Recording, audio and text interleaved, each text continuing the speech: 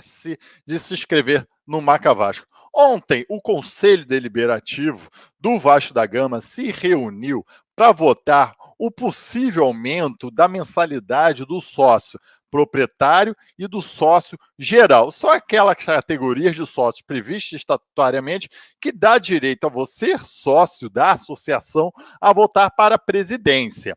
Os valores de 70 para sócio geral e 80 para o sócio proprietário, acho que assim, a diferença de um para o outro, estatutariamente, é mais nomenclatura.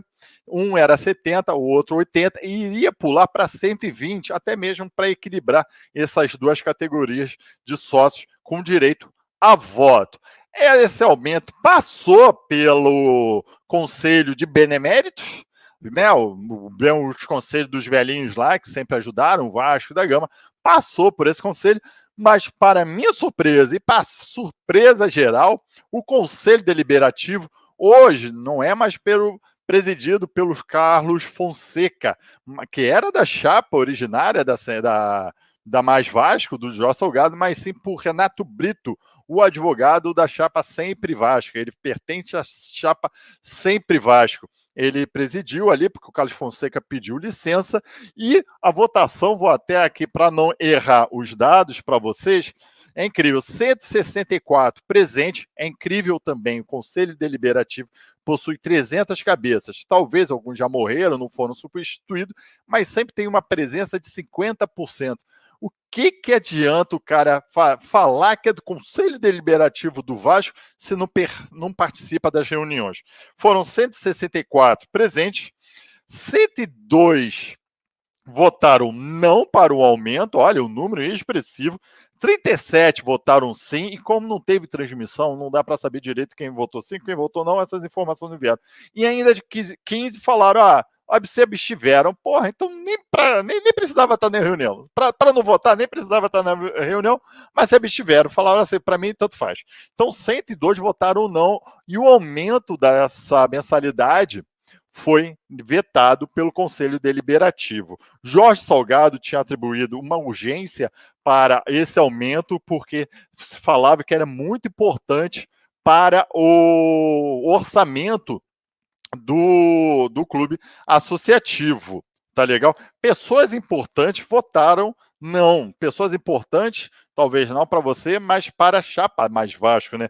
O João Marcos Amorim, que é o presidente do Conselho Fiscal, pertencente da chapa, votou não. O famoso Vitor Roma, o ex-diretor de Marcos, votou não. E o Horácio Júnior, o atual VP de patrimônio, não, é histórico de patrimônio, pertencente do grupo político ali do Vasco da Gama, da administração do Vasco da Gama, deu essa derrota para o nosso nobre Jorge Salgado. Com isso, a mensalidade se permanece. Inclusive, vou compartilhar aqui, eu acho que também é direito nosso e tudo mais, ou a mensagem que a Sempre Vasco deu logo após essa negativa.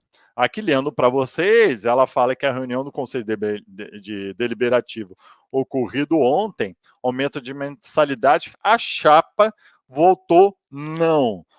Porque ele deu aqui os argumentos. O orçamento para 2023, que é obrigatório, não foi apresentado pela diretoria administrativa, bem como o estudo dos impactos do número de sócios, ou seja, esse aumento iria impactar na redução de número de sócios, na direito a voto na associação, um programa de benefícios que justifique o aumento. A defesa da administração do Jorge Salgado foi que, por 2 anos, por causa da pandemia, não teve aumento no valor da mensalidade, que deveria ter agora. Inclusive, também já teve uma manifestação do próprio Levinciano, eu estou falando aqui da Sempre Vasco, que é um grupo político, e talvez também o Levinciano fazendo a chapa aqui, falando que muito bem, parabenizando essa negativa do Conselho Deliberativo, tal como Sérgio Frias, também representante do Casaca, grupo importante do grupo político do Vasco da Gama, também se demonstrou ali contrário a esse aumento, sem qualquer justificativa. Inclusive, Levinciano falou que esse aumento poderia levantar na diminuição de números de sócios votantes e assim indo de encontro contrário às premissas do Vasco de ser um clube democrático. Então, meus amigos, eu acho que é muito importante isso aí. Vem uma teoria da conspiração, que eu acho que eu tenho que passar para vocês, que é bem legal essa teoria da conspiração, é que será que com essa negativa desse aumento, que todo mundo se surpreendeu com a grande número de votos negando, dando essa derrota para o Jorge Salgado, não vai justificar o Jorge Salgado, a diretoria administrativa, através dele, através do Carlos Roberto Osório, de vender o 20% restante que ainda a associação possui da Vasco SAF, porque vocês lembram bem que pela lei da SAF obriga a associação criadora, originária da Sociedade Anônima de Futebol, que controla o futebol, possui 10%. A Sociedade Anônima ela não pode ter 100%, os sócios lá não podem ter 100%. Será que essa negativa de aumento não justifica financeiramente a venda desses 20% ainda restante da associação pela administração Jorge Salgado? Vamos aguardar isso aí. O que eu quero também trazer para vocês, que eu acho que é importante trazer essa informação para vocês, próximo jogo do Vasco é Vasco e Madureira. Dia sábado, dia 14 de janeiro, sábado que vem, às 4 horas ou às 18 horas, acho que se eu não me engano, às 18 horas, em São Januário. Vasco mandante. 2 pontos aí que eu quero trazer para vocês. Também vou até compartilhar a tela, que eu já fiz isso na minha live de quinta-feira e até agora eu não tive qualquer resposta.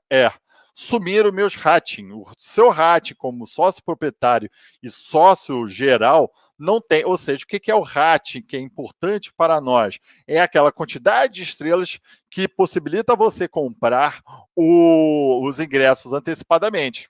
Eu tinha lá, só para o proprietário, os 7 estrelas que me permitia logo às 10 horas da manhã do dia, o primeiro horário de venda de ingresso, comprar meu ingresso. Então eu chegava lá e comprava esse ingresso. Agora não tem mais rating. Não tem mais rating. Mas eu pergunto para você que é sócio torcedor, mas que não é sócio proprietário, que não é sócio geral, está assim na sua página? Essa aqui é a página do sócio gigante. Você também está sem rating? Está sem estrela ou é só o sócio geral, o sócio proprietário? Não sabemos. E há uma semana, daqui a uma semana, vamos ter o primeiro jogo em São Januário, com vendas de ingressos pelo Vasco. A gente não sabe como é que vai ser a política do sócio torcedor. Vai permanecer o rating? Vai permanecer as estrelas? Eles vão vender quando esses ingressos? Vai ter venda de ingressos? Essa que é a pergunta. Como é que vai ser? Online? Vai ter que ir lá? Como é que vai? Há uma semana, a gente está a uma semana do primeiro jogo do Vasco da Gama e a gente ainda não tem a menor noção de como vai ser essa venda de ingressos. Da mesma forma que, como o Vasco da Gama não assinou o acordo de direito de transmissão com a Bandeirante, o Vasco e Botafogo, quem vai transmitir esse jogo? Vai ter transmissão? Alguma TV fechou acordo com alguma TV? A Vasco TV vai transmitir?